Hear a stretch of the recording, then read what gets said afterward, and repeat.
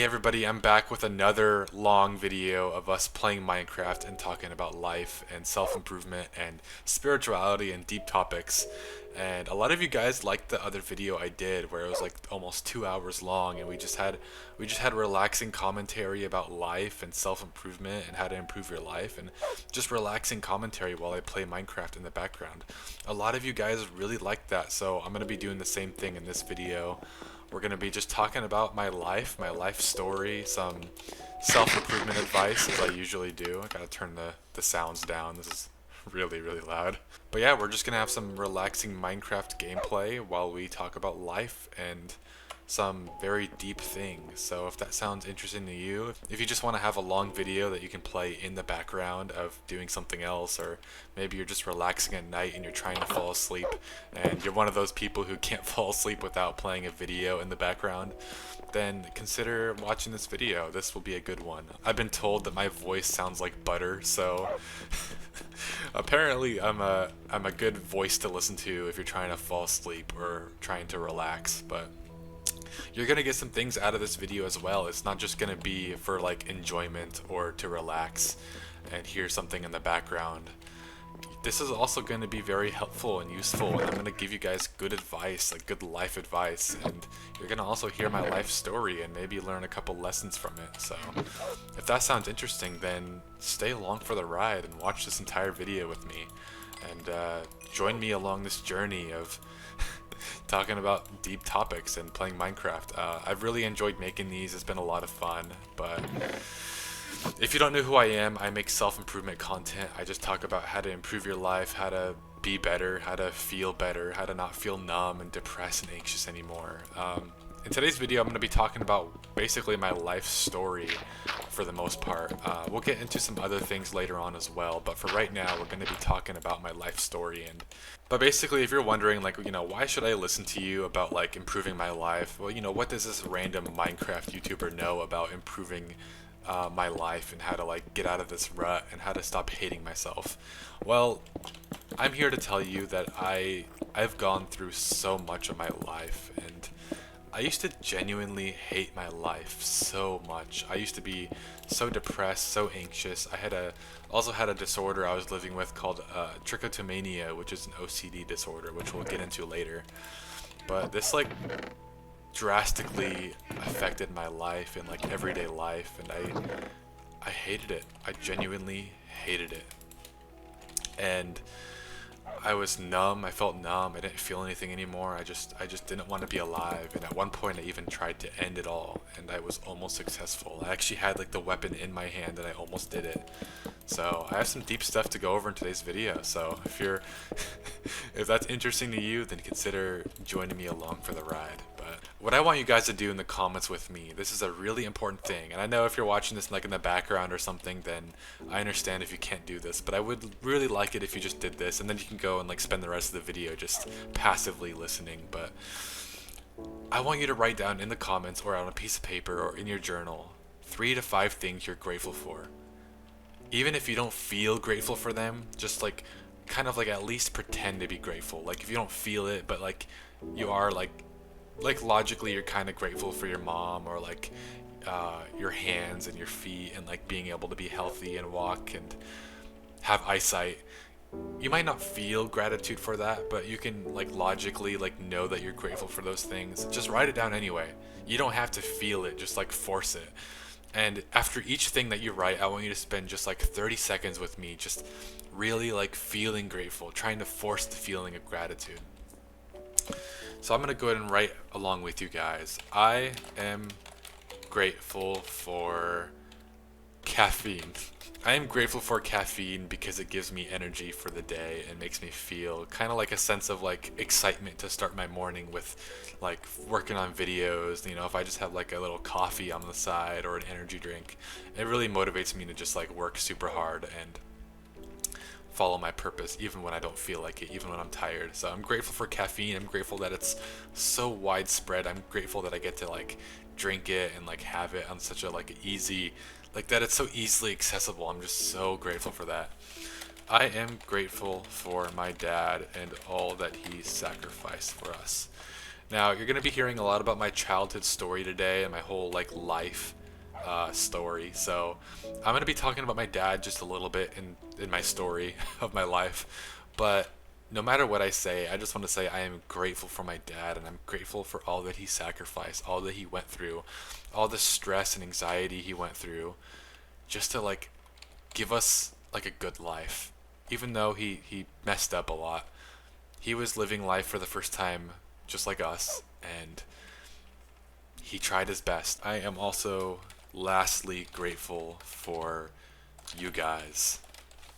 I am grateful for this YouTube channel. I am grateful to have you guys along for the ride. I'm grateful that I get to share this knowledge and this advice and get this shield off of me.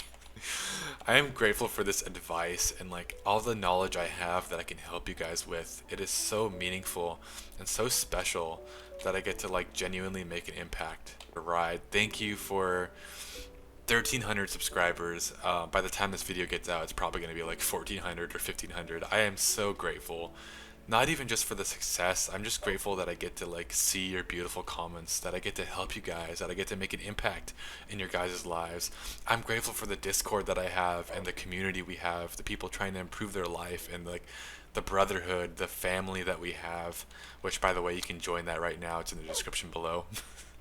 Shameless plug, but man, I am so grateful for all of you, and that's the reason why at the end of every video I say that I love you guys. Now, of course, I don't like know you guys. I don't know you guys personally, but I'm not being like disingenuous. I genuinely like love you guys as humans, and I'm grateful that I get to do this. That I get to like make an impact in your guys' like lives. That is something I do not take for granted. But yeah, today we're gonna get into my life story. I don't know where to start, to be honest. I was born in Oregon, in the Pacific Northwest. I know I have a couple fans that are actually from the PNW, so hello, how's it going? IRL meetup maybe sometime soon. That'd be a lot of fun. But yeah, the first part of my childhood was honestly pretty good. I didn't have any bad memories. I had only good memories. I did have a lot of nightmares as a kid for some reason, and I did actually see something like that kind of resembled like a demon as a kid. But other than that, my childhood was great. I honestly like had a good childhood, so I cannot complain at all. And everything was pretty much normal up until I was 7 years old. Now, about this time, I started developing a disorder called trichotillmania, and trichotillmania is essentially a obsessive compulsive disorder. I tend to struggle with OCD symptoms, and this is an obsessive compulsive disorder that basically like makes you pick your hair out. Whenever you're anxious, whenever you're bored, whenever you're tired, whenever you feel self-conscious or just negative, I get the random impulse to pick my hair out, and it has ruined my life so much, and it has caused me such severe anxiety in public or talking to people, and it's reinforced a lot of bad habits in social situations, like not making eye contact, being afraid to look at people, messing with my hair to make sure nobody sees like my bald spot, or like my eyelashes or eyebrows, making sure like nobody sees like the part that's missing, or like trying to like look in the mirror every like 10 minutes to make sure that my hair is like not like looking like really weird or anything like that.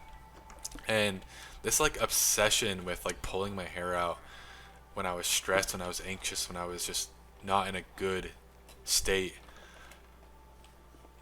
it really messed me up and caused me a lot of pain and rejection. And there's nothing more painful than being like an 8-year-old, 9-year-old, 10-year-old kid, 11, 12-year-old kid, and getting rejected by a girl, not even like asking her out or anything, just like talking to her, and having them just reject you because you look weird, you objectively look weird. And then like making a good friend, like there's been a couple times as a kid where I made really good friends, then eventually they look at me and they you can tell by like the look in their face that they notice that my hair is missing, or like something is wrong with my eyebrows or something. and they either make a comment about it or they don't make a comment, but you can tell just by their face that they are weirded out. And at that point, like I occasionally, like, I'll lose the friendship. Like they just won't speak to me ever again, and that is so heartbreaking, and it causes such like trauma knowing that like any second you can get like rejected by somebody like mid conversation. No matter how much they like you, no matter how good the conversation is, they can just reject you and despise you in a way. At least it's how it felt. So yeah, that was what my childhood consisted of. And around this time, my parents started fighting a whole lot. My dad is Muslim, grew up in the Middle East. He actually was born in Jerusalem and lived in Jordan, and which are and my my mom is very, very white. My mom is a basically lived and grew up in Oregon, and they met in New York City. My mom moved to New York City to start fresh and go to college, and my dad obviously like moved to New York City because it's like the one place you go to if you're an immigrant, and you don't have any like family or friends in other places. And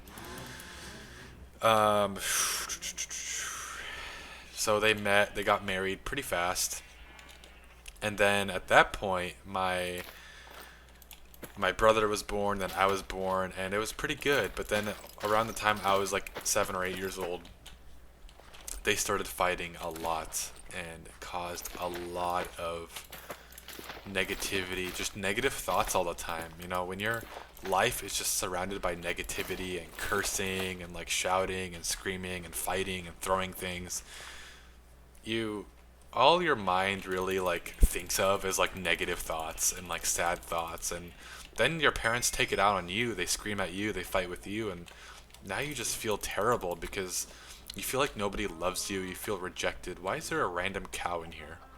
What the heck? How'd you get in here, bro? Oh my gosh.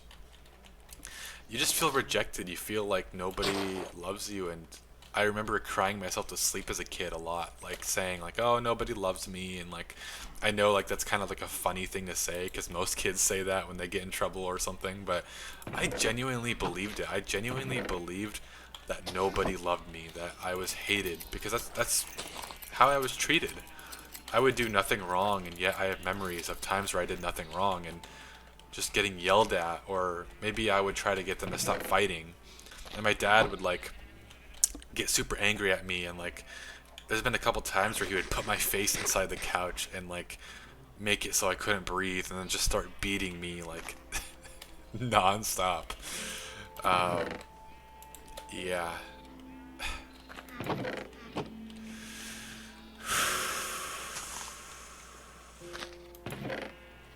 That's tough.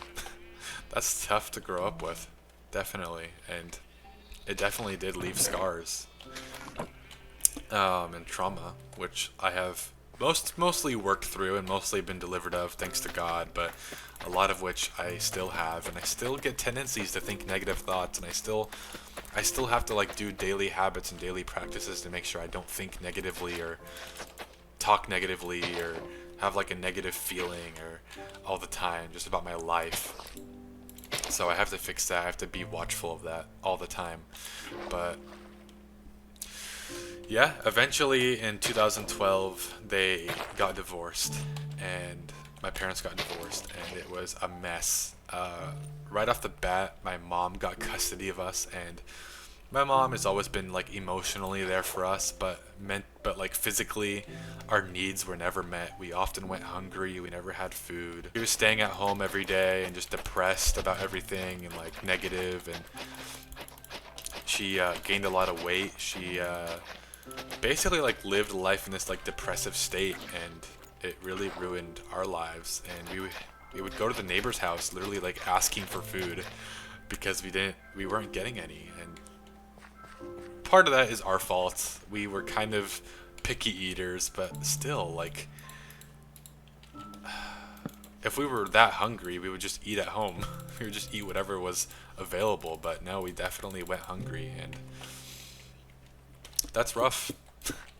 That's really rough, but eventually, my dad put up a good case in court, and in late 2012, our dad got custody of us, and it was very bittersweet because we loved our mom, and I remember our mom just like crying in front of the courtroom, or the courthouse, I mean, and she was just crying, just standing there crying as our dad took us away, and that was the most pivotal,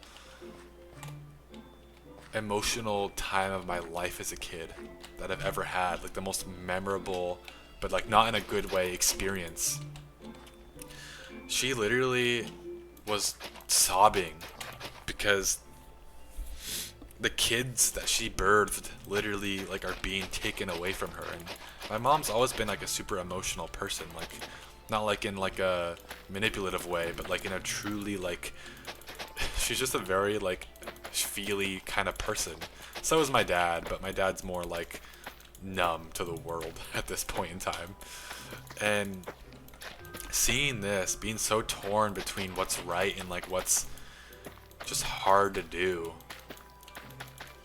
like being torn between like what's right and like what's just like emotionally tugging at your heart, that is really, really rough as a kid. Because like I feel so bad for my mom, and I love my mom, but she wasn't able to take care of us, and it just wasn't working. And besides, like, I loved living in that neighborhood. My childhood neighborhood was full of friends, and my friend group lived there, and we would always hang out as a group. Moving in with my dad meant I wouldn't be able to hang out with them anymore. And my childhood best friend, I wouldn't be able to see him, at least not very often at all, maybe like once every 6 months. And that was heartbreaking, but I knew this was the right decision. And eventually, I think it was October or September 2012, our dad got custody of us, or at least started trying to get custody of us.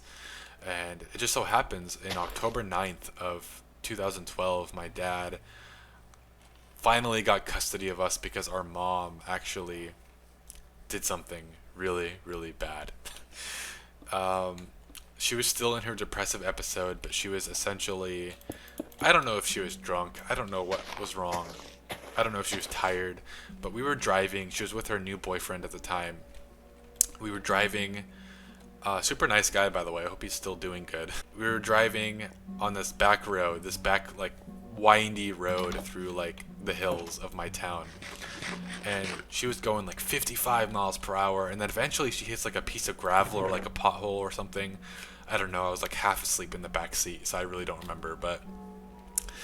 And all I remember is just like the car starts swerving out of control. Suddenly like flips like 4 or 5. I think it was I think they said it was like 6 or 7 times. Sorry, I had to say it. No, I'm pretty sure though it truly was like 6 or 7 times that like the car flipped.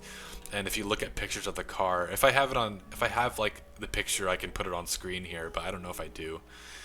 The car was destroyed, like completely destroyed. And they had to use like the jaws of life, like these super powerful like shears to like break us out of the car. The car was that totaled.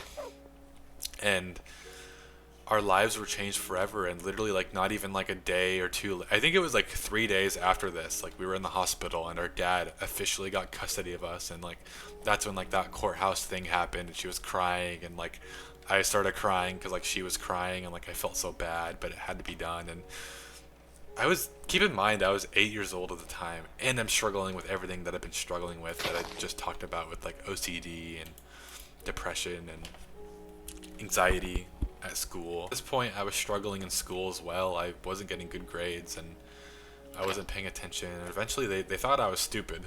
So they put me in like LRC, which is like not like the special needs kids, but like the kids that need extra help. That's what they put me in. And I remember getting kind of mad because I was like, wait, I'm not like stupid. I'm not like special needs. Why am I in here? And but that's what they put me in. I was just struggling. I didn't care anymore. I was just tired of it all. This time of my life, I also got super addicted to Minecraft, and I finally got the game on my laptop, my little Toshiba laptop. I started playing Minecraft all the time, and I had so much fun, so many good memories. I played probably like 6 to 8 hours a day. maybe like 3 to 4 hours a day on weekdays, like school days. And man, I had so much fun, so many memories, so many servers, so many friends I made on there, so many different game modes: PvP, Hunger Games, factions, survival, um, prison servers, like SMP servers. So many great memories. Hypixel parties, Mindplex parties. Good times, really, really good times in my life. And at this point, my life was pretty stable for the most part, but not for long.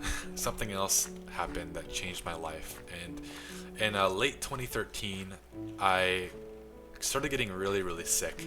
And I started developing like these red spots on my legs, and I don't know what they were. I thought like maybe they would just go away, but they kept getting worse and worse. And I felt more sick and more sick, and I kind of felt like I had a fever, like a permanent fever for like weeks and weeks. And my muscles felt weak, and I actually kind of like struggled to walk. And I felt very concerned about what was going on, and I remember throwing up constantly. I was constipated, a little TMI, but I was. I remember at one point I didn't poop for like a month as a kid, and which I don't know how I survived that, but I guess I didn't really eat very much back then.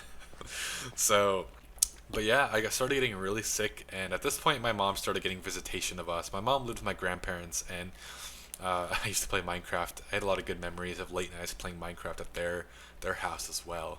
But one late night I was there on the weekend, and I was getting really, really sick to the point where I had to crawl. In fact, they literally like saw me. I wasn't complaining about it, so they didn't really know how bad it was. I was crawling on the ground to go to the bathroom. I would literally play Minecraft and then like go and like crawl over to the bathroom, and they'd be like, "What are you doing?"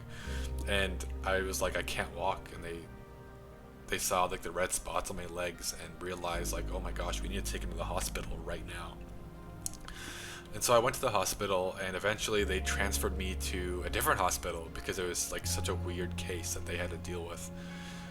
So I went to like my local hospital to like the big city hospital like an hour away, and they basically diagnosed me with something called HSP, and I think the long form of the name is like some German thing. It's like Haynock Schonlein Purpura or something. You can kind of like try to look that up. Just search up HSP kidney disorder, and I'm pretty sure it'll come up. But essentially, it's a kidney failure. It's a failure of the kidneys, something with the blood or the kidneys like filtering out. Oh yeah, at this point I was literally peeing blood. So I apologize for the TMI, but I was peeing out blood. And like the like when I went to go pee as a kid, like it felt painful. Genuinely, like it felt so painful to pee, to the point where I would hold my pee like because I was so terrified of having to go. It was painful, like really painful, and eventually I spent a couple weeks, I believe, in the hospital in the big city. I just was hoping that I was gonna come out of this alive, and I did, obviously, because I'm here today. But I was the only one. Listen to me right here. This is absolutely like a blessing from God. I was the only kid out of 9 other kids that have ever been diagnosed with this in that big city hospital that didn't need a kidney transplant. So my kidney actually like survived. Actually, I think it affected both kidneys, hence why you needed a transplant. But I'm pretty sure I was the only one who didn't need a transplant. And my dad was willing to give me his kidney. I totally remember that. He was totally willing to give me his kidney. That's what I love. That's what I love about my dad. He was so selfless and so loving and so protecting and so caring. And yes, he was neglectful. Yes, he didn't like always was there for us emotionally. He didn't talk to us. I couldn't just have a conversation with my dad, but he tried his best, and he genuinely would have like died for us. The next 2 years of my life, I had to take prescribed steroids, as well as I had to get blood work done every single week for the next 2 years. And I think at like the last year, it was like every month or every couple months, but I had to do it very regularly to make sure I didn't like redevelop that disorder, that disease. and it was rough. It took a toll on my life, but I do have fond memories, even though it's like a sad thing. I have really fond memories of driving to the big city, which is like an hour drive from my hometown. Driving to the big city with my dad, just talking, hanging out. He'd put on the radio, and the same two songs would come on every single time. It was "Love the Way You Lie" by Eminem and I think Rihanna. I don't know who the other one is. Eminem and some other artist. And then there was like another song that I'm forgetting. I know Imagine Dragons played. Oh yeah, Demons by Imagine Dragons. That was the other one. Radioactive. Those songs played non-stop on the radio, and I heard it like every time we went to the city. And so that's like, even though it's like a sad like memory, it's pretty memorable. And so every time I hear that song, I think of those days. But yeah. At this point, yeah, I'm just kind of barely making it. Because I was so stressed at that time in my life, and also the steroids that I was taking. Uh, I ended up getting really fat. I became like a little chubby kid, and that affected my self confidence and my like mental health a lot as a kid, and really took a toll on me. Noticing how nobody respects me now because I'm fat and pudgy and I look like a little gamer kid. I literally went to school with like a little cat shirt, and I was like 160 pounds as a kid. Like, that is kind of this is kind of a joke. I'm not gonna lie, but I was just vibing. I was trying to enjoy life, playing a lot of Minecraft. Got really fat, but I had a lot of good memories back then too. So it's not all bad. Minecraft was a big pivotal time of my life. Really had so many good memories on there, and that's why I still play Minecraft to this day in the background of these videos, because that's the one thing that's remained constant my entire life. I've gone through so many different periods of my life, but no matter what, I've always had Minecraft through it. Through the hard times, through the good times, through getting married, through growing up. The one thing I always had was Minecraft. And I know that's like a silly thing to say, but it really has been like a stable point of my entire life, and for that I'm thankful. Around like 2016, I started playing basketball. My dad was super into it, and he had a basketball hoop installed at our house for him to play like every once in a while. I don't know why he did that, because he's getting old at this point. He doesn't play like sports anymore, but he just like shot around, and I was like, hey, I want to play. So I started playing a lot. Got super addicted, and I got a membership actually at a local gym, at a local like rec center, and I played basketball every day. On weekends I would play for like 7 or 8 hours. I'd play or even 10 hours, and then on weekdays I'd play for like 3 or 4 hours after school. And I was obsessed. This was my new hyperfixation, and I was going to be an NBA basketball player. Ended up losing weight because I've been exercising so much. I was playing pickup games, literally like full court basketball games for like 6-7 hours straight on weekends. So I was really grinding. I was really grinding. Oh my gosh, look how beautiful this is. Look how beautiful this land is right here, guys. The sunset in the background, the cows in front of us, the little valley with the river, the water, the sunset reflection on the water. The savannah over here. Man, this game is so beautiful. What the heck? We have a galaxy in the sky. Look at that. I played organized basketball, but I wasn't super good at it. Even though I played a lot, even though I played constantly, I didn't train intentionally. And this is actually a little side tangent that I want to go on before I continue with my life story. Whoops. Just jumped on top of the cow. I always wondered why I played basketball for like 30-40 hours a week. Literally like a full-time job was how long I played basketball. And yet I was never successful, and yet I was never as good as the other players. And yes, like some of them have been playing for like, you know, since they were like 5 or 6 years old. But for the most part, like, I just wasn't keeping up with the other guys, and I always wondered why that was. I was inconsistent. I honestly wasn't very good overall, and I struggled in certain areas. I was good at shooting. I was good at scoring. there's been times where I'd make like 4 or 5 3-pointers in a row in like a pickup game with like high schoolers and college kids. But I just wasn't consistent, and I would always change like my jump shot. By the way, if you don't know basketball terms, if you're not interested in basketball, this is still very vital for you to listen to, because if you have any goal in life, if you have any aspiration or purpose, I'm going to be talking about basically why you won't achieve that, unfortunately, and why I didn't achieve that. And basically, if you take my advice here, then maybe you can achieve it. But this is the reason why I didn't achieve my goal, my dream in my life. Something I realized is, even though I was playing basketball for 8, 9, 10 hours a day, I was doing it very lazily. I was being very lazy about it. So what I would do is I'd go to the gym early in the morning on the weekends, 8, 9 a.m., and I would start shooting. Just practicing my shot. And then I would play some games. I'd play some one-on-ones. I'd play some games of 21. I'd play some games, maybe some full court games. But I never actually went and isolated one thing to improve on. My cardio was never that good. It was good. Don't get me wrong. My cardio was really good. I played pickup games, full court, full sprinting games for 6-7 hours straight. 6-7. But the reason why I never improved my cardio, my sprinting, or my strength, or my explosiveness on my sprint, or my endurance, was because literally compared to other basketball players, I wasn't really that good at all. And the reason why was because I never specifically tried to train that. I never took the time to go and train that. It's very vital that you specifically train intentionally. Mondays, cardio, explosiveness.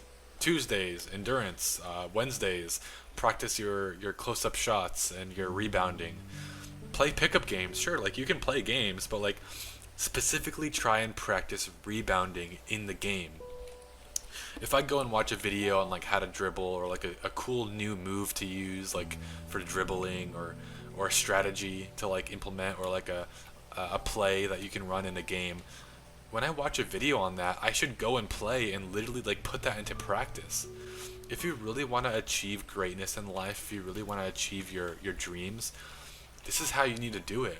I've been making these kind of videos for over 2 years now, and for about 2 years now I've been doing it. Not more, but about 2 years.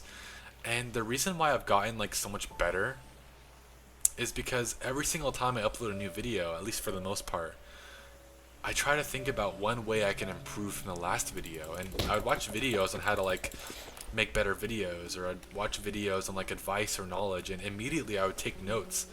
And if it's something I haven't done before, I would go and try to practice that thing. Whether it's a mental health hack, whether it's a strategy for your mental health, your physical health, spiritual health, improving your life, whether it's just a video strategy, a way to make your videos better, or a way to reach more people, get more clicks. I would always take notes and then put it into practice the next video, or in my life I would put that strategy into practice. And when you do that, you learn so much quicker, and you make so much more progress, and you genuinely start changing your life rapidly. And that's how you need to be about your purpose, your dream.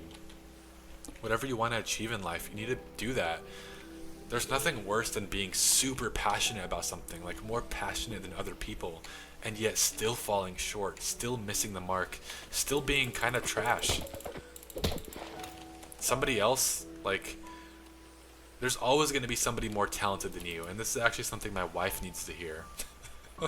Probably shouldn't just throw that out there on a video, but oh, here's a squid. We can get ink sacs. There's always going to be somebody that picks it up faster than you do. There's always going to be somebody that is just a little more talented than you are, a little more better. But you can genuinely outwork somebody, and it's not about quantity. Going to the gym, playing basketball for 10 hours, it doesn't do anything if you don't intentionally try to improve. It's the same philosophy of going to your day job every single day and never actually like doing anything outside of your day job to build a business or to improve or to escape your day job, and still yet expecting your life to change. Your life isn't going to change if you don't make strides towards that thing, and you need intentional improvement. You need to live intentionally. That's why meditation has helped me so much, because meditation has helped me be more intentional in my life and like live life kind of in the moment, which is such an amazing thing. Living life in the moment, it just is so peaceful. So if you haven't meditated, if you don't like meditate regularly, definitely try meditation. It will help you live life in the moment, and it'll help you kind of like be more aware of your thoughts and like your intentions with things, and you just like start enjoying life more when you do that. But oh my gosh, we found a mushroom island. What the heck? I haven't seen one of those in like 10 years. That's like super duper rare, is it not? Pretty sure those are like really, really rare. Like the rarest biome in the game. I was unsuccessful, even though I put my heart and soul into this like sport. I just didn't make it. And in my freshman year of high school, I used to lie about this, which I regret doing, because lying is not good for you spiritually or just for other people. It's not a nice thing to do. But I used to lie about this, that I played basketball in my freshman year, but I never played in high school. I never actually like touched an organized basketball court in high school. My freshman year, I went to tryouts. Day one of tryouts, I went, and actually like I had a pretty good like first hour of my tryouts. I was shooting really well. I was, for some reason, like my high school basketball court was like a really nice court, and I don't know why, like I just, at that point I was so excited for tryouts that I trained super hard with my scoring, and I started shooting the ball really well, like 10 3-pointers in a row kind of shooting. And but once the coach started running plays, once the coach started running like drills, my lack of experience and my lack of consistency, my lack of fundamentals really started to show itself, and I embarrassed myself. There was a couple drills that I've never done before, because I just didn't play much growing up. I didn't play for like a team very much, like the other kids did. I didn't play for the local, I didn't play for the school. I always played outside of the school, and so these coaches like would run drills that I didn't even know about, and I was so confused by them, and eventually I quit. I just walked out. Mid tryouts, I just walked out. I'm so embarrassed to admit this. My dream, in that moment, my dream was ruined. I literally like lost everything that I worked for. Thousands and thousands and thousands of hours of my life completely thrown down the drain, all because of this moment, this embarrassment. And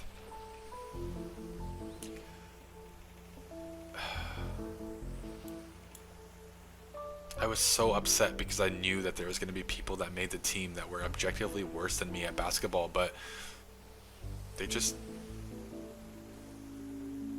had more experience. And nonetheless, I could have been way better at basketball. I could have been so much better. I could have been in such better shape. I could have been a better scorer. I could have been a better rebounder. I could have been a better teammate. I just didn't have the fundamentals, and I didn't train very intentionally like other kids did. The thing is, when you have a coach, when you have a mentor, you're able to train in like a very like intentional setting. But when you don't have a coach, when you don't have like the organized basketball, organized like setting, you don't really make like intentional like organized progress. You just kind of like are very inconsistent, and that's how I was. I didn't have the luxury of having a coach. I couldn't play basketball like on a team growing up very much, like for the school or anything.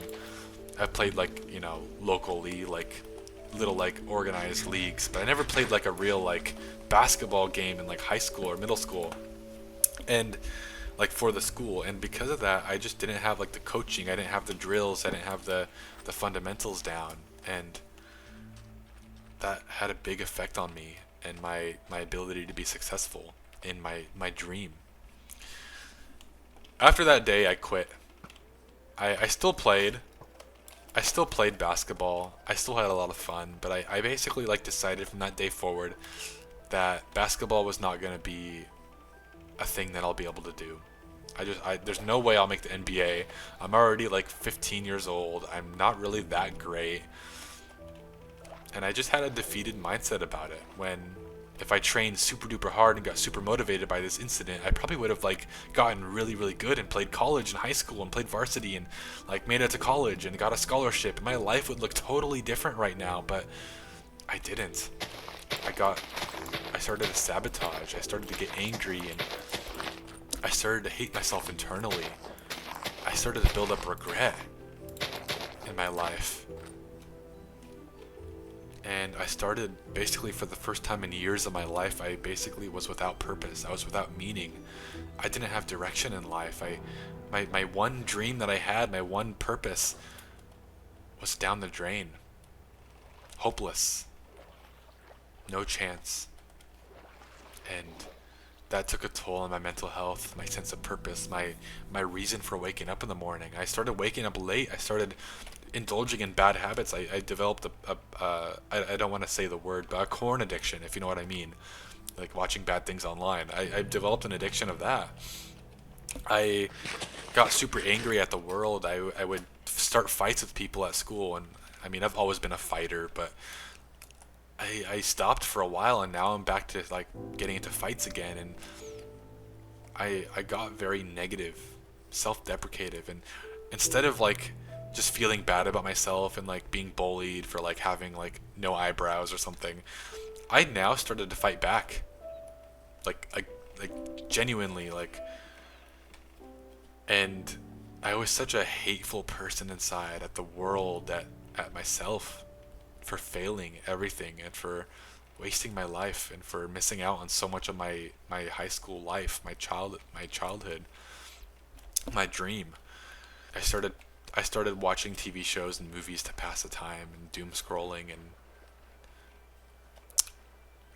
Instagram Reels, YouTube Shorts wasn't really a thing back then, but TikTok was, and I watched a ton of TikTok, and I started growing my hair out, and I got really fat, and at this point, like, this is post COVID, and of course, like, during COVID, I got kicked out of my dad's house. I missed the whole point. I missed like a whole like 5 years of my story, so I'm just gonna backtrack a little bit. But that's what happened in high school. That was my basketball dreams, like, basically crushed, and I just wasn't intentional. Like, I didn't work super intentionally. I didn't work super hard. I didn't push past pain very much. I could have done more. I could have been better, but I just didn't know that that was possible for me. I didn't know that I needed to be intentional. I didn't know I needed to create a routine. I didn't know I needed to lift weights in the gym and do this and do that. I was so self-conscious, and I literally didn't lift weights in the gym because I was worried what other people thought of me and the people around me, the kids my age at the rec center. I was so self-conscious, and I just, oh my gosh, is that a frog? What the heck? Hello, buddy. Yeah, that.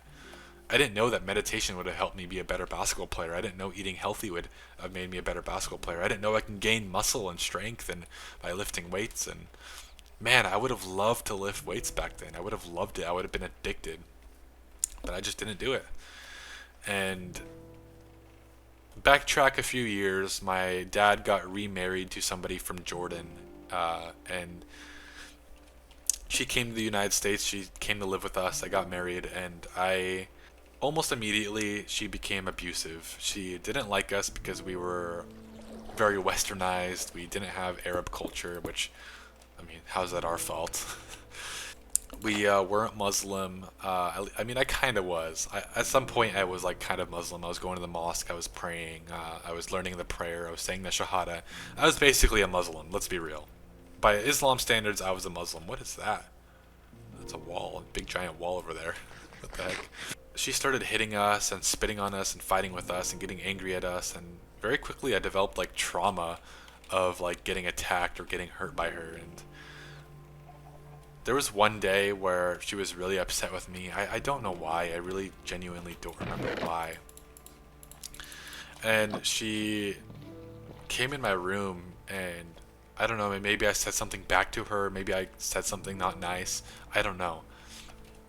She came into my room and started choking me out and like tried to kill me, like genuine, like a hurt. She put a lot of force into it, and I genuinely thought I was gonna die. So I grabbed her neck and I started scratching her and punching her in the neck or like in the chin.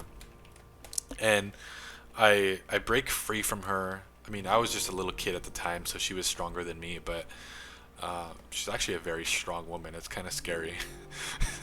Anyways, I broke free from her and I ran to my childhood best friend's house. At this point, we went back to our childhood house. My mom was living with my grandparents, like I stated, and me and my dad, my stepmom, we were all back. My siblings, we were all back in my childhood. I'm gonna get some of those emeralds over there so we can trade with the villagers. We're back in my childhood home, in my childhood neighborhood with all my friends. Hung out with my friends a lot, made some new friends. Uh, it was like a whole friend group in the neighborhood. We would hang out, we'd build forts, we'd fight with swords, little play swords. We would have Nerf wars. We would play hide and seek. We had a lot of fun, a lot of fun. We would just sit down. Sometimes we would just sit down, hang out, and like just talk about life. And at this point, one of the neighbor girls I really liked and spent a lot of time with, she was a part of our group, and I hung out with her in school. But ultimately, I pushed her away because of my hair pulling disorder that really made me feel self-conscious. So I pushed her away, but a lot of good memories with her and the rest of the group. Had a lot of fun playing the DS or like having Nerf battles or. But I always like pushed them away. I always like got negative and like pushed them away because I felt like an outcast. And I was a very negative person because of my childhood and the life I lived. So, and my stepmom's like abuse, the abuse I was going through genuinely like made me a very negative and hateful and like bitter person. So I wasn't very fun to hang out with. But anyways, this happened. She choked me out. I ran away. I ran to my childhood best friend's house, and his mom comforted me. I was literally like so traumatized that I was unable to breathe. I was like, you know that like breathing when you're like super traumatized and like crying and like I was literally hyperventilating and like freaked out because I couldn't breathe. And it was such a traumatic thing to just like randomly start being attacked by somebody you lived with. Just I think what scared me the most was her face. Her face like distorted into like a demonic face, and as she was attacking me and choking me out. And that was such a terrifying reality.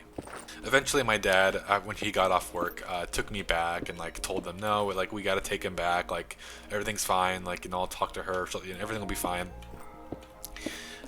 Eventually my dad didn't really like, he knew what happened. He knew that like she did that, but like he never admitted it. But like he always like kind of like gave me the pass for like scratching her neck and like hitting her. He gave me the pass for it. He didn't like beat my ass because of it, because he knew like something went down. She got really angry and like attacked me. I'm fairly confident he knew that. So I used to literally go to bed at night and like put my dresser, my big dresser, like before I would go to sleep, I'd put my dresser in front of my bedroom door so that if somebody were to get in, if my stepmom were to get in, I would hear it before, and I could just escape through the window or something if she was attacking me. I used to literally go to sleep a lot of nights like that, just blocking my door. So that was my life. That was my childhood. That's what I went through. Ugh, man, that was hard times. I was always trying to like discern whether she was angry at me, whether she was gonna attack me again. But yeah, the whole basketball thing happened in high school. I failed basketball, had no purpose in life. And in like 2020, 2021, I became this like super dark countenance person. I hated my life. COVID did not treat me well. I spent a year, like the first year of COVID, like after like the first month up until like late 2020 of COVID in Florida. I moved with my brother. My brother lived in Florida, and I moved in with him. And basically, we had a fun time. We traveled all around the United States. We went to New York City. We went to LA. We went to California, Death Valley. We went to Vegas. We went to all these different areas, Georgia, New Orleans. We went to all these places, and Miami. Just had a good time. But I felt like something was missing. I just felt so empty and so out of place, and I missed my family, I missed my friends, I missed my home. And also at this time I was talking to a girl, and At the time, I thought she was my soulmate, but now I know she wasn't because, well, she's very different from me, and I just felt like deeply connected to her. Oh my gosh, I don't want to talk about this, but I guess now that I'm on the subject, we'll discuss it really fast. But in 2019, there was a assembly at our school, October 2019, just like a few months, maybe like 6 months before I went to Florida. There was an assembly at our school that had like a guest speaker who was talking about like the effects of social media and like the corn industry and like how it's affecting people's lives and like how teenagers have literally ended their life because of social media and like corn addiction and all these bad things. And I a lot of people left the assembly early because they didn't want to hear the guest speaker talk about these things. And but at the end of the assembly, a lot of people did stay and like hugged and like, we all hugged each other. We were all crying. We were all just like really moved to tears by the whole thing. And I spoke. I eventually later that day spoke out about like how people like literally like 60% of like the school left early. I spoke out about it on Instagram because it's like it's a really deep topic. It's a really like harsh reality that like social media and like doom scrolling and corn is like ruining our lives and like our mental health and our, especially women. Like women have it really hard growing up with like Instagram and TikTok and like beauty standards and all these different things. Of course men have it too, but eventually this girl, I've known her a little bit. She's like the class below me. I knew her a little bit, but she responded to my message and felt really moved to tears by it too. And we were talking about the whole thing. And eventually we decided to make like a little event with the guest speaker, like a little competition within our school with like a bunch of kids on basically like whoever goes the longest without going on their phone and being on like Instagram and like TikTok gets like some kind of like cash prize. And we hosted it. Me and her basically hosted it and like organized it, and it was super awesome and fun. But it eventually led to nowhere, and people just kind of forgot about it. But after that, we started talking, and we talked basically every day and every night, and really got close. And this was basically the last time I ever truly was vulnerable. Now, vulnerability is a good thing, but you also need to be a man. You need to be masculine. You need to be you need to have strength, you need to have purpose. And because I wasn't into basketball anymore because of what happened and because of all that I've been through in my childhood, and nonetheless I still had OCD, I still had the trichotillomania disorder of hair pulling. So I was very anxious, very without purpose, very like instant gratification oriented. I just wanted pleasure and enjoyment, and because of that I wasn't very confident. I didn't like who I was. I didn't like my body, my personality, my life. My mental health was bad. I still pulled my hair out occasionally, so I was self-conscious about that. And I basically refused to meet with this girl. There's a couple times where we did meet, but like I was so anxious and self-confident, self-conscious when we would meet that it was like a horrible experience. And eventually I went to Florida, and it became like an online relationship, like a long distance relationship. And we started drifting apart because, well, we did have differences, but also I was just going down this path of instant gratification and pleasure and obsessing over TV shows and movies and things that don't really matter. Like, fine, like you can enjoy those things, but like obsessing over them, making them your entire life, like no girl is gonna find that attractive. You need to be a man. You need to like chase purpose, have a meaning to life, and do like the good habits that make you attractive, like physically, but also emotionally and mentally. And take charge and take lead. And just the fact that I wasn't willing to meet with her and like I was like brushing her off, like it really showed like a lack of initiative and confidence, and that's just deeply unattractive and unlikable. Even though she liked me as a person, she felt conflicted, and eventually we broke things off. And a couple months later, like 2021, we talked for a little bit, but other than that it went nowhere. And at that point we just never talked again. We both got the good ending, I think. But for a while it wasn't that way. After we broke up, my life went down an even deeper hole.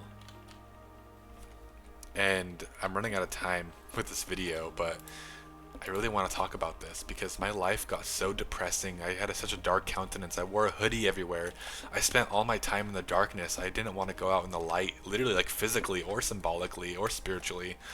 I loved the darkness. I loved the negative thoughts. I literally like would listen to dark degenerate music like Juice World or any rap that was just inherently like negative and like dark. The darker the music, the more I liked it, the more I felt comfortable. And I think when you're in that like state of life, you just feel more comfortable in the darkness. You feel more comfortable in that like dark things, like dark humor, dark music, dark atmospheres, like physical darkness, living in your room all day, not going outside, like things like that. And that's a scary hole to be trapped in because it's just like an endless cycle of darkness, and it's really not good for your mental health or your spiritual health for that matter. And my life started going downhill really fast, and I grew my hair out. I got really chubby and unattractive, and it's such a dark period in my life. But in 2022, it got such a dark point and such an existential point. My dad was on vacation in Jordan. I was home alone, and I was planning to kill myself. Hopefully that doesn't get shadow banned by YouTube, but I was going to end it all. Genuinely. My life got really dark. I hated my life. I got really depressed, anxious, angry, miserable. Just such a dark period. And wow, I got some good stuff in these chests. Wow. I don't know what that is, nor do I care, but interesting. Okay. Got some golden apples. Nice. Alright. Got some nice golden apples. Got some enchantment books. Some gold, some diamonds. Pretty good chest. Like I was saying, where was I? I had a very dark countenance. My life was miserable. I hated my life. I felt dark. I felt weighted down by something, like spiritual. I didn't know what it was, but I just felt so weighted down in life. And my life was depressing and miserable, and I didn't want to be alive anymore. I genuinely felt like something inside was like giving me thoughts of like how to end myself, how to like end it all. I literally felt like something, like some kind of parasite like took over my mind and my heart and my soul and my body, and is like trying to get me to like end it all. That's genuinely how it felt. And I wasn't very far off from the truth, to be honest, because that's exactly what was happening spiritually. I was in a very dark spiritual place. And yeah, in 2022, summer 2022, I was all alone, and I planned to end it all. I literally like planned how to do it, and I never really did it, but then eventually, emotionally, it got to be too much. I was coming home from work. I was working like 3 weeks straight at Taco Bell. I got a job at Taco Bell a few months prior, or like a year prior actually, in 2021, and I was spending like a lot of time working and like slaving away, and 'cause I didn't really know what else to do with my life. I just had nothing better to do. I was my dream was gone, my purpose was gone, the girl I liked was gone, everything was gone. So it's like, what's the point? Might as well just work and make money and save up for something, and I don't know, enjoy my life, eat junk food, eat Taco Bell. And at this point, my life could have gotten down such a darker path, and I was delving into deep, like, bad addictions. I was deeply lustful. I watched porn and like touched myself like several times a day, and I tried to get with like girls like in a very like disgusting way, like not like a girlfriend or like a, not even like a hookup. I would literally try to like manipulate girls to, like, when they were like sad or when they needed help. And it wasn't all manipulative, like I genuinely cared for them, but for the most part, like, my mind was just centered on doing intimate stuff with them, if you know what I mean. I'm trying to be as censored as possible on this in this video, but I'm telling you guys, like, I know this might change your opinion of me, but I was like literally possessed by something. And all my bad habits, all my trauma, all my childhood trauma, all my life led up to this point and built up to this point of like utter hate and negativity and depression and anxiety and darkness. And I felt so weighted down and tired all the time and so miserable, and I couldn't get out of bed and out of my room, and I didn't know what to do, and my mind wasn't thinking clearly at all, and I felt so distracted, so overwhelmed, overstimulated, so overwhelmed by emotions and hate and negativity and regret. I just graduated high school and I didn't even go to graduation. I literally skipped my high school graduation. And one late night, I came home from Taco Bell. I was doing the closing shift. I think I might have been out till either 1 a.m. or 4 a.m. I don't remember, because I usually did the closing shift, which was 4 a.m. But I think this night I just was there until 1 a.m. But I don't remember. It could have been 4 a.m. And all I remember is like staying in my car for like an hour and a half, just listening to dark music. I was parked in my driveway, but I just was alone. My dad wasn't in town. My family wasn't around. All I thought about was all the dark things I was gonna do to myself and even other people. I hate to admit this, but my ex's boyfriend at the time, which wasn't a good guy. I actually knew him personally at one point in like elementary school. He wasn't a very good person. I tried to like befriend him in high school, and he was just like a jerk. I genuinely like started daydreaming about like fighting him and like beating him like to death, literally to death. And at one point I even plotted how to, like, if I were to like end my life, if I like went through with that decision, I literally plotted all the horrible things I was going to do to other people, including him. And what a dark time that was. I just wanted revenge. I just wanted to destroy everything that destroyed me. I probably would have hurt my stepmother. Probably would have hurt other people. And like I felt bad about it at times, like the amount of pain my dad would experience, or the amount of pain like even like my ex would experience from the trauma of like seeing that happen like in front of her. But like I was such in a dark place to where I didn't care. And that's such a terrifying place to be. Like I see all these school shooters, I see all this like all these like horrible people in like life and like in this modern world, all these like evil people, and I think about them, and I want to save them. I genuinely want to save them, because there's a reason why they've gone down such a dark path in life. Like they've been hurt, beaten down, they've been destroyed, they've been environmentally depressed, as well as like internally and externally depressed and purposeless and miserable. And this is their way to get back and to keep going and to compensate for themselves and their failures.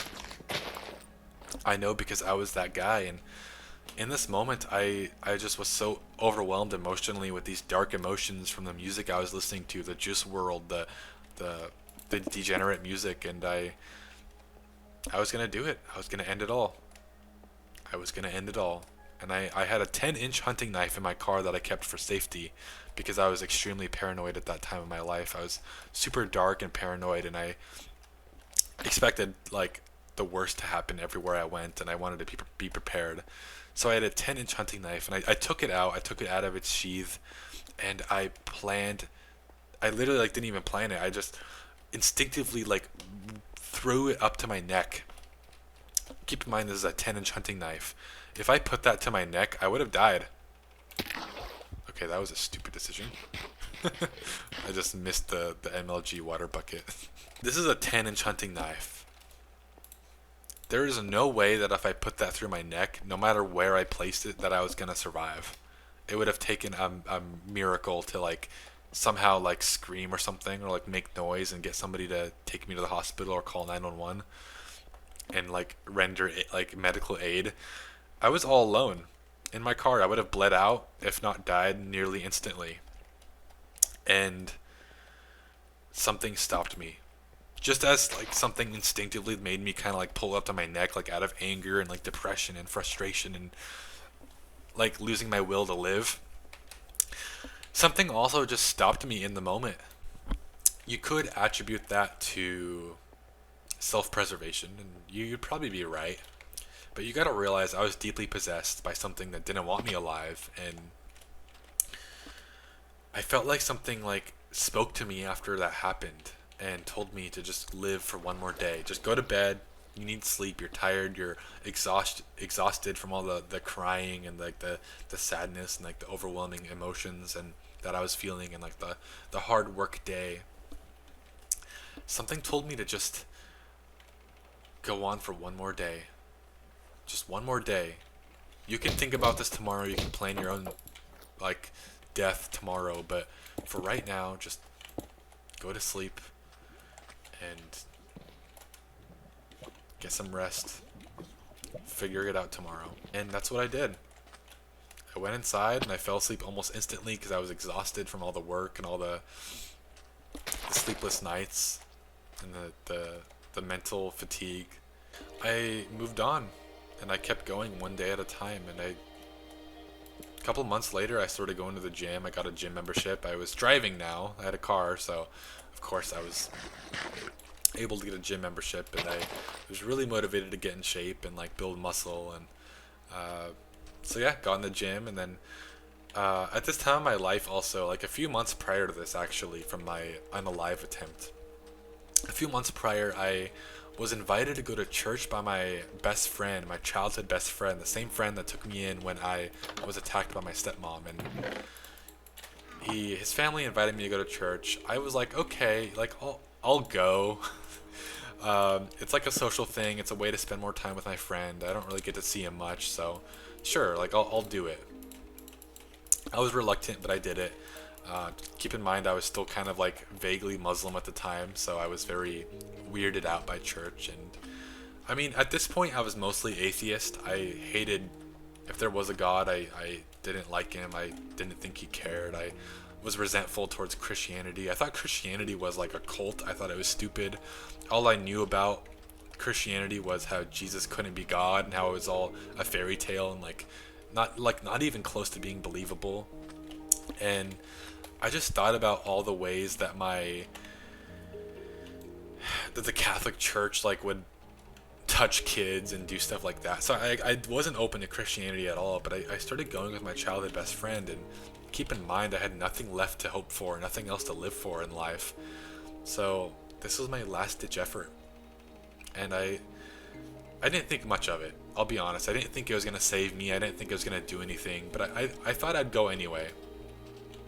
And I did that. I went every Sunday with my best friend, and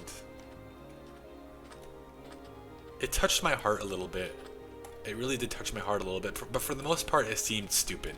How could Jesus be God? How could any of this be real? Like, these people are fake. Like, I didn't really respect it. I didn't understand it.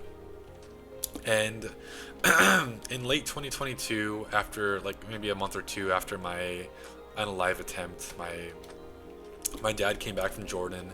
My stepmom was coming back in like I think a week, and he found out. He actually already found out that I was going to church with my best friend. I don't know who told him. I think my sister must have told him, but he found out and essentially got really angry at me, and eventually he apologized.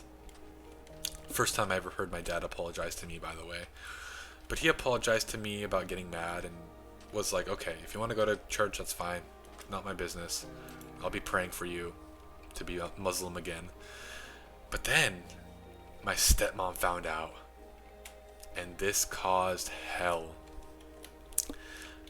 My stepmom basically told my dad that if he comes back, if I come back in a week and he's still there in the house, I will kill him. That's basically essentially what she said. Not verbatim. I don't know what she said verbatim, but that's what I was told. And my dad told me that I have to leave. I have to get out before my stepmom comes back. Otherwise, there'll be problems. And I was like, okay, fine. And I packed my things and I was ready to be homeless. I was going to live in my car or maybe live with my grandparents, but most likely I was just going to live in my car and be homeless.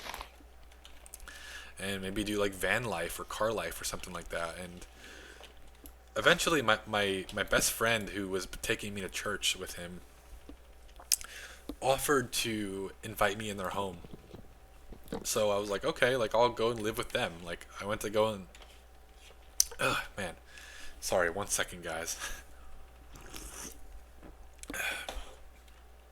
Wow, a lot of talking.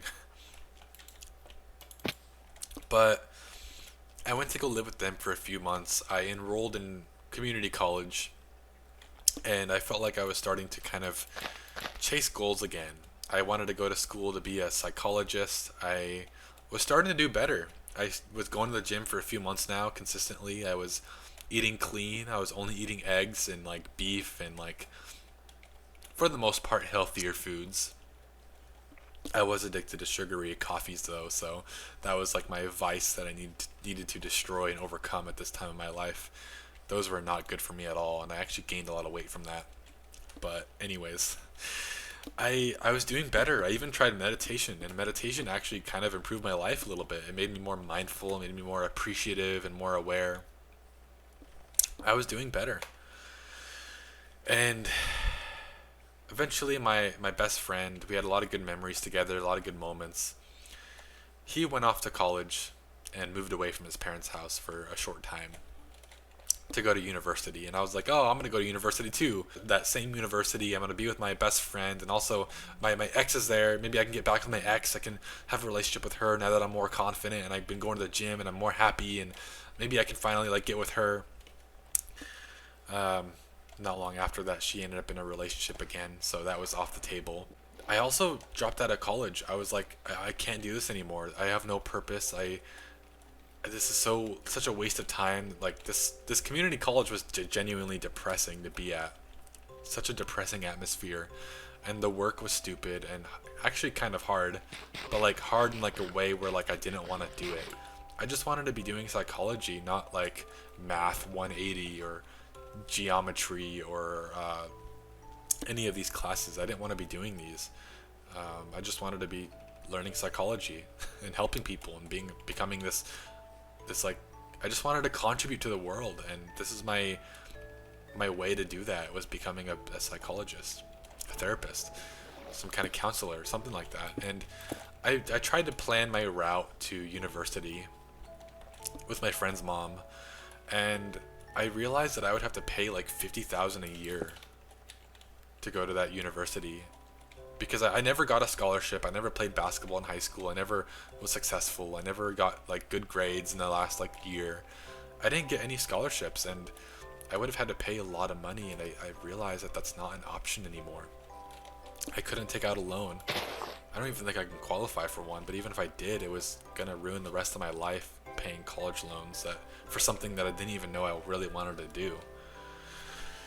And at this point I felt broken again. I felt depressed. I was like, this was my purpose. This was my like goal I was gonna work towards, but now it's like pointless. Now it's like there's no points. I can't do it.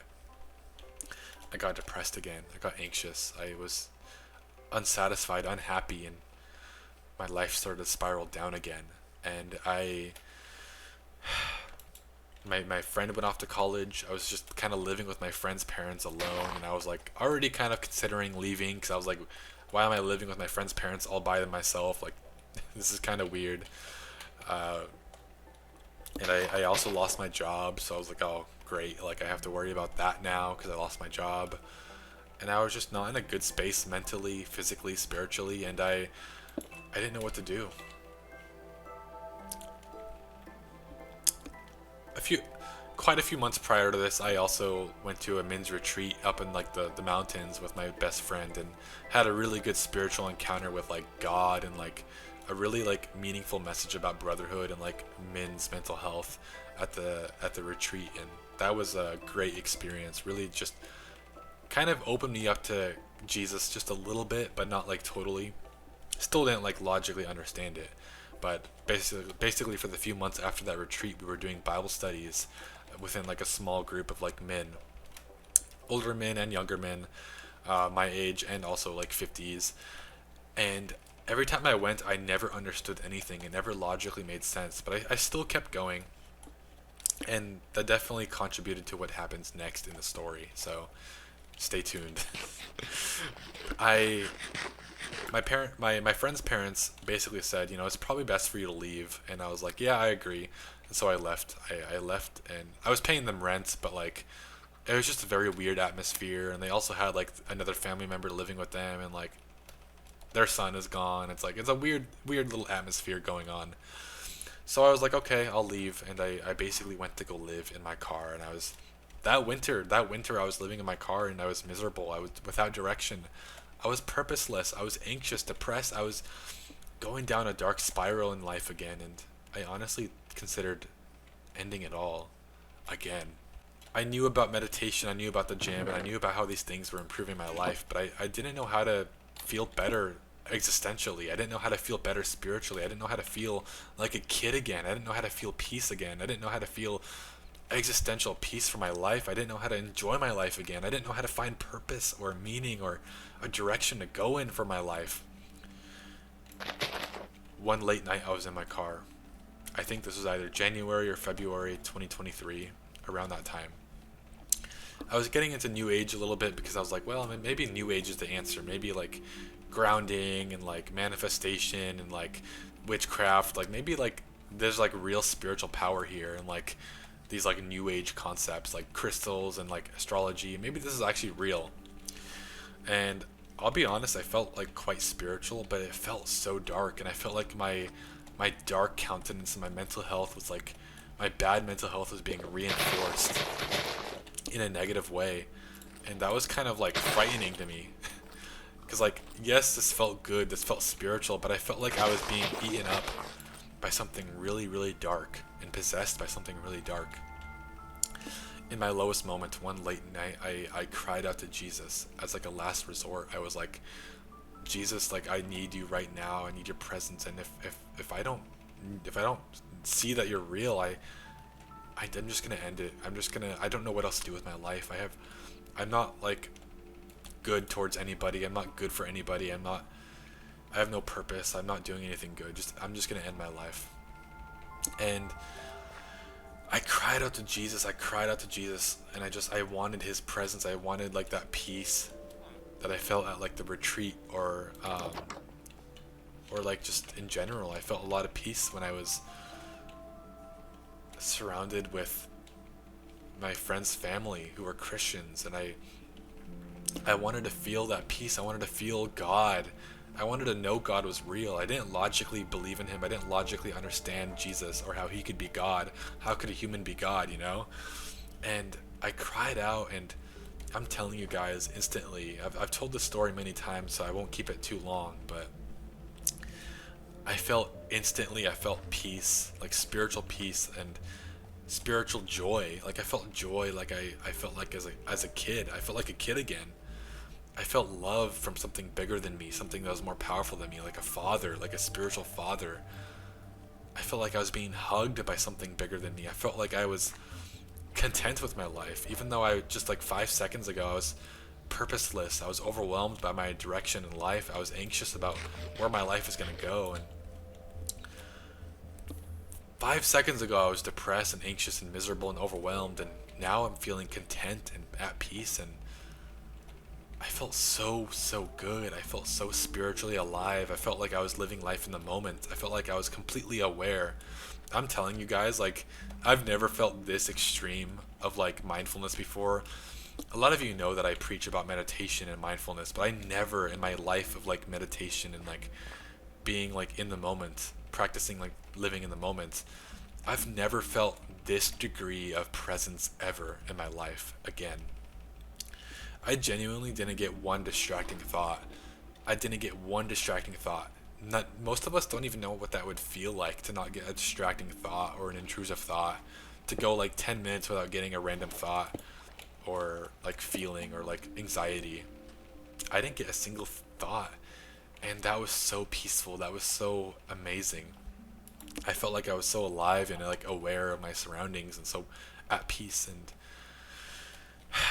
after this experience of crying out to Jesus and feeling this for like the next like 6 months to a year, I would spend like 4, 5, 6, sometimes 8 hours a day reading the Bible, trying to learn about this God, trying to understand why he's real and how Jesus can be God, I would listen to podcasts about Jesus, about spirituality, about God, about all these topics.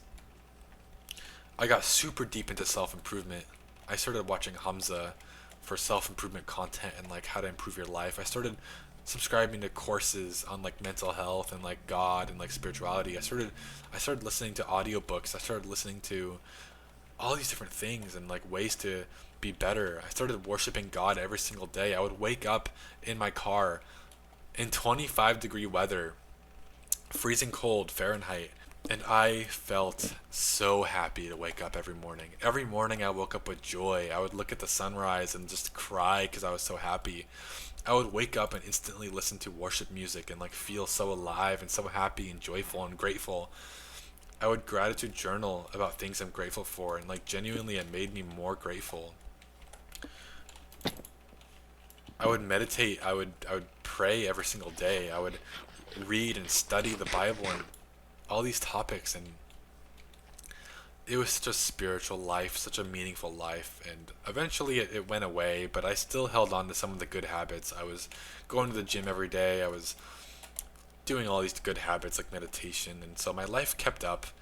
Um, but now I had to actively like overcome like my demons and my addictions, my bad habits, because after like the presence of God kind of faded off my life, I had to stick to prayer consistently. I had to overcome lust, and I had to overcome negative thoughts. I had to fight these demons and like overcome them and beat them. The thing is, like, the reason why we get so many urges, bad urges in life, is because they're like kind of a part of us. Like the demons of like watching porn, the demons of like touching yourself, the demons of junk food addiction, binge eating disorder, the demons of like OCD, the demons of ADHD, the demons of anxiety, depression, negative thoughts, self-deprecating thoughts, intrusive thoughts, like the demons of these things genuinely are a part of us because of the life we live. And if we go to God, if we like start believing in God, that encounter we have with God, like God's presence, almost like heals us for a time. But if we don't stick to that, if we don't stick to the presence of God, it slowly fades off of our life, and we kind of lose the presence of God, and we lose that joy, that peace, that love, all those good attributes that we feel, the objective good, the natural order. We start losing that. And now we're just left with ourself again, who we used to be. And that's how I was, and I had to like fight against that. I had to find my purpose. I had to like go with this like this hopeful attitude, this like learning attitude, instead of being like self-sabotagey and negative and like hating my life and like indulging in instant gratification and pleasure. I had to actually like take action now.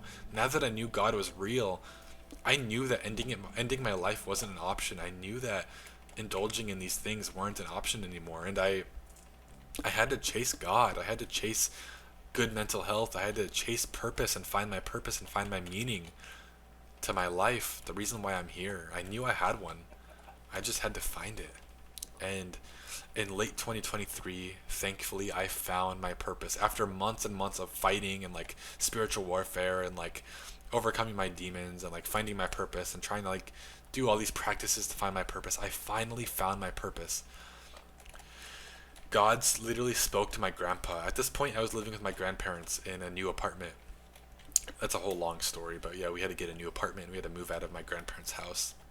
And my basically God spoke to my grandpa, and I was in my lowest moment, well, of that year. Not my lowest moment ever, but my lowest moment of that time period.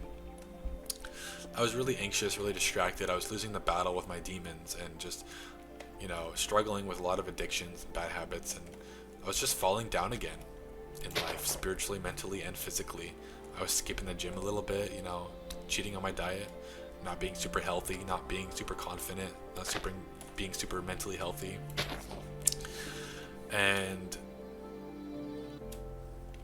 my grandpa basically told me while I was getting negative thoughts about my purpose. I was like, what's my purpose in life? I was just constantly thinking about it, like sitting down in my room, just sitting there alone, just thinking these thoughts of like, what's my purpose? You know, why am I here?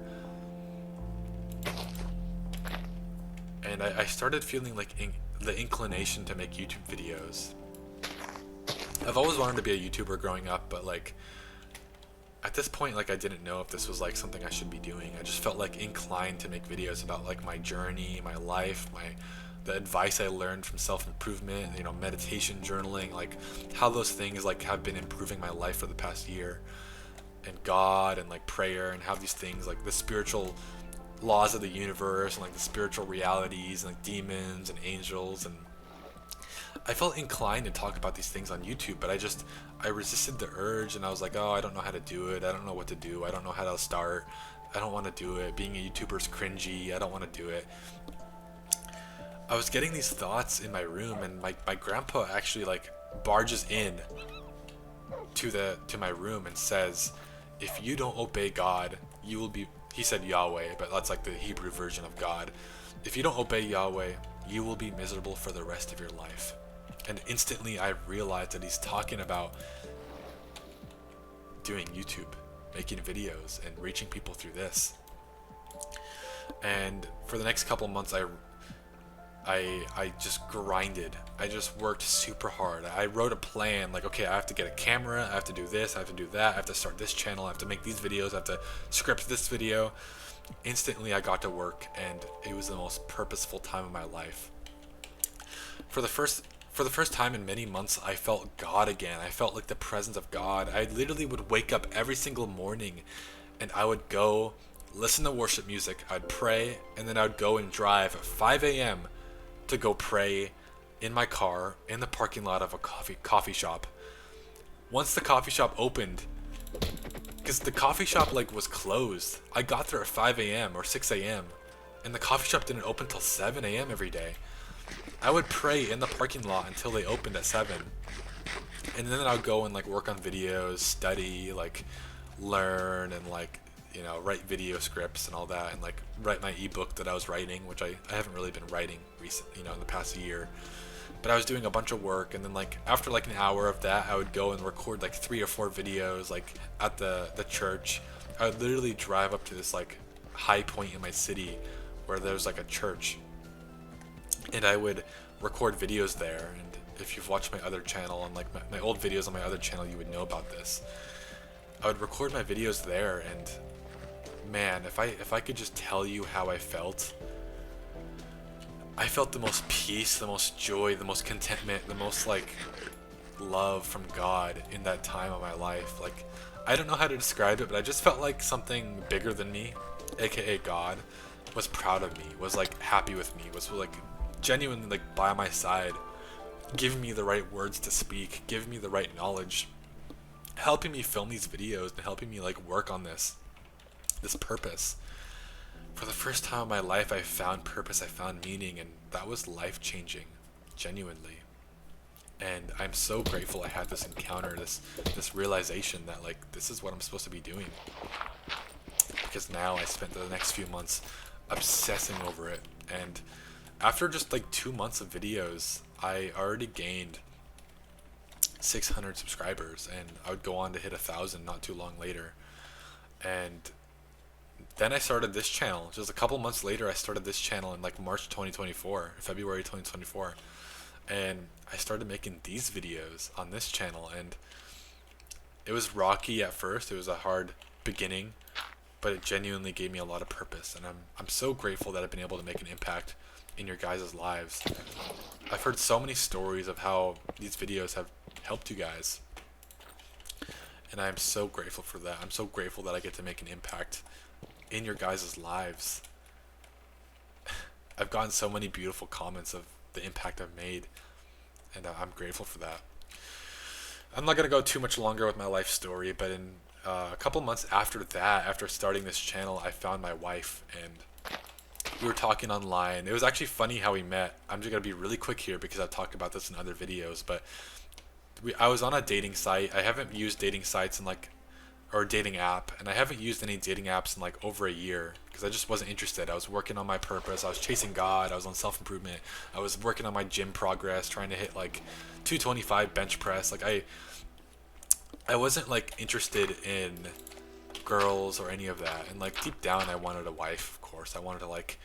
Of course, deep down, we all have that dark desire of like, having a lot of women, having a lot of like, you know, a lot of that, that, you know what I'm talking about.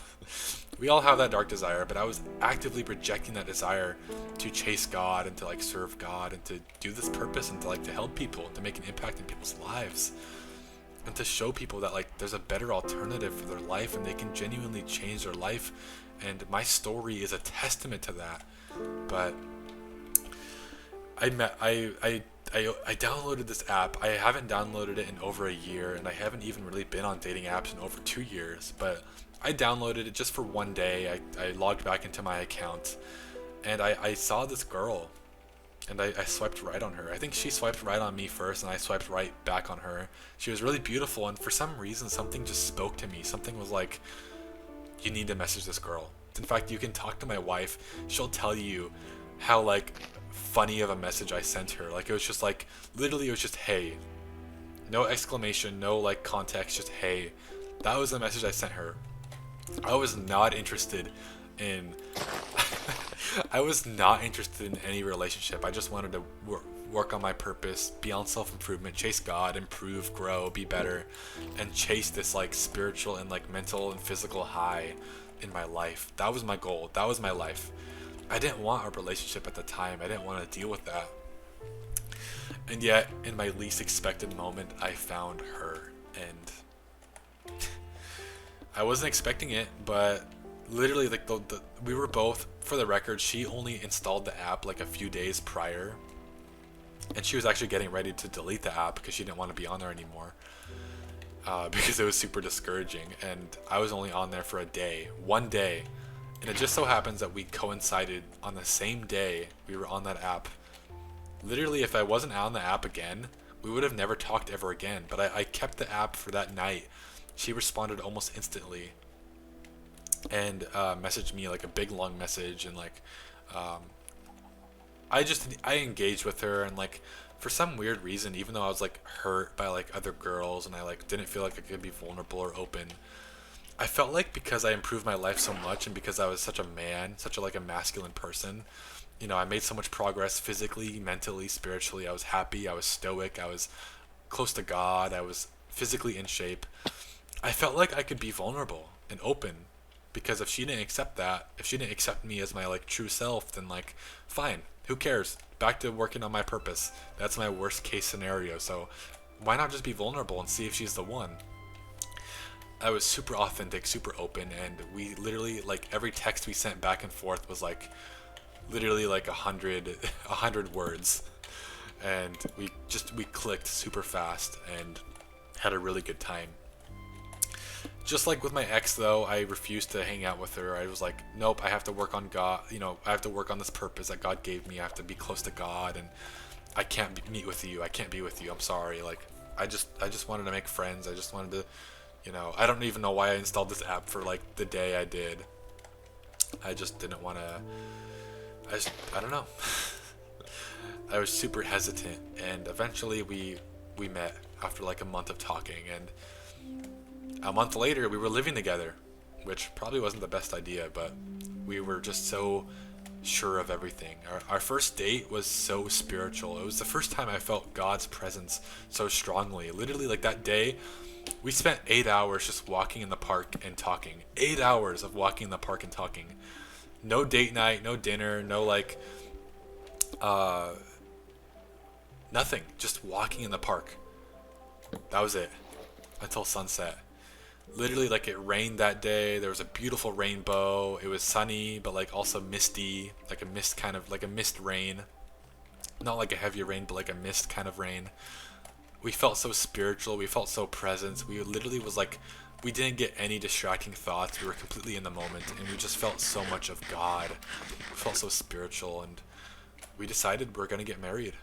And a year later, we got married, and now we've been married for, oh dang it, keep taking stupid damage. We've been married for 9 months now, to the day. At least the day of filming this. It's probably more than 9 months now. It's probably 10 months when this video goes out.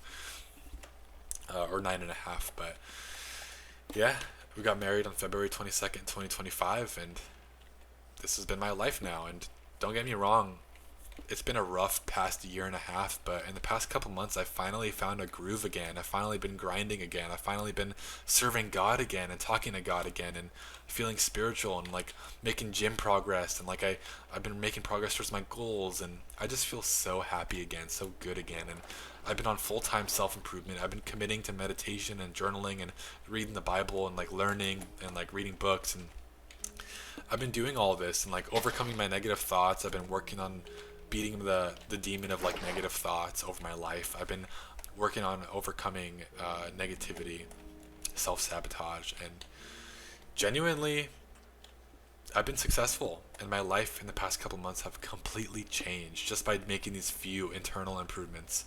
These habits like meditating, journaling, praying, Bible reading, studying, learning, having a purpose in life, these habits are the ones that have changed my life the most, and I wish I could explain that to you guys.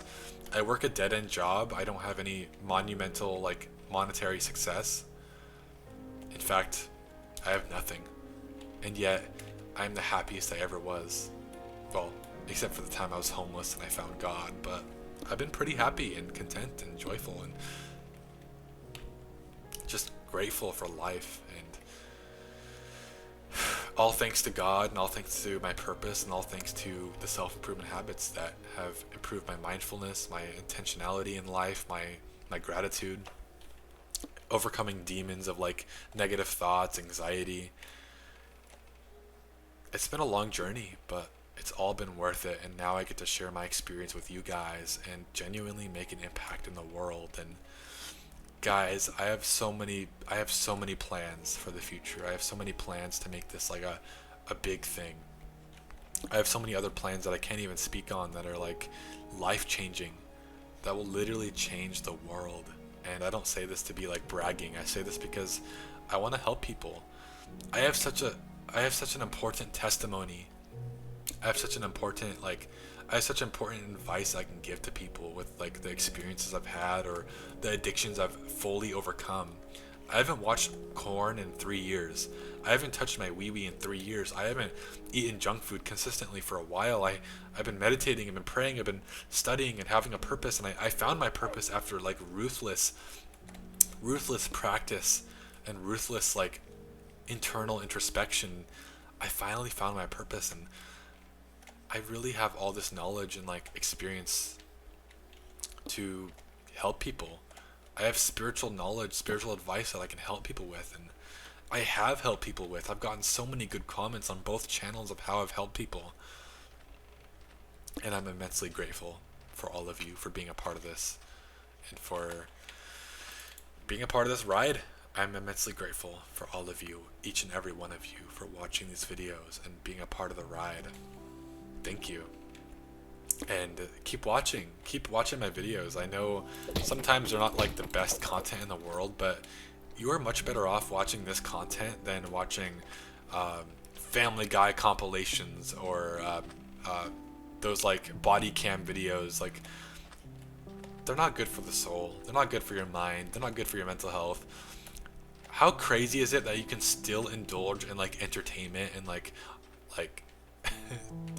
YouTube, and yet like still like get good information, get good advice, and like genuinely like retain the advice that I give you to improve your life, and literally like not even like taking it into practice, just by watching my videos and hearing what I have to say will genuinely change your life and change your thought patterns, your mindset, your mental health, your outlook towards life. I have so much advice to give, so many experiences, and these videos will genuinely help you. I 100% believe that. If you want to improve your life, if you want to love life again, if you want to have the same transformation I had, the same journey I had, watch my videos. Join my Discord community. It's a great place to be, and I really feel like we're on the right side of history with this one. I really feel like we're in a place where we get to change lives and make an impact in the world, and I'm so grateful to be a part of this journey, this movement. I'm so grateful to have you guys a part of this. And don't take this for granted. I'm not trying to like toot my own horn or like stroke myself by saying this, but I really think this is a really pivotal thing to be a part of, this movement and this message that I share to the world. People need to hear it, and I think this is going to be big in a couple of years. People are going to really like long for this advice, this knowledge, these words. I really do believe that. So stay tuned for more videos. Stay obsessed with the idea of self-improvement and improving yourself internally, and God and spirituality, and the spiritual reason why we're so miserable and numb and depressed and anxious, and how to use the habits and the experiences of life to overcome those things, to find love for life again, to be happy again. That's possible for each and every one of us. This video is officially almost 2 hours long, so I'm gonna go ahead and end it off here, but I know I can go on for way longer. I could probably talk for, oh my gosh, really? I could probably go on for another like 3 hours, but I'm gonna end it off here. I have a lot more things I want to talk about in future videos. I have a lot more life stories, experiences, memories, spiritual knowledge. I could tell you about my dream of heaven I had. I literally had a dream of heaven. I could tell you about more spiritual or self-improvement advice that I have to give to help you guys out. I could give you more habits you can do on a daily basis. There's so many things I can give you, or just talk about and hang out and chill and talk about things we want to talk about, or maybe what's going on in the world, or things like that. So, or things I've learned recently in books. That's really interesting. Oh my gosh, I almost just died, guys. Okay, there's water down there. Holy crap, that was scary. But I have so many things I've learned from books recently or podcasts recently that I could share with you guys. So there's a lot. There's genuinely a lot, but I do have to end it off here because it's getting really long, and I still have to go to the gym today and do a couple other things. So yeah, I love you guys. Thank you for watching this long video. If you're still watching, holy crap, subscribe to my YouTube channel, join my Discord. You're obviously obsessed with this kind of content, this relaxing commentary, this like style of video, and this advice that I have for you guys. So subscribe, join the channel, and be a part of this movement with me. You will not regret it, and I really think this is the beginning of something really beautiful, and you can be a part of that beginning. You can be a part of this beginning to this movement, this story, this journey, this cause. So subscribe, join my Discord, be a part of this. I'm so grateful to have you here, and I love you as a person, as a soul, as a human soul. I love you, and God loves you, Jesus loves you. I wholeheartedly believe that. I wouldn't lie to you about that if I didn't believe it was real. And yeah, I hope to see you guys in the next video. Goodbye.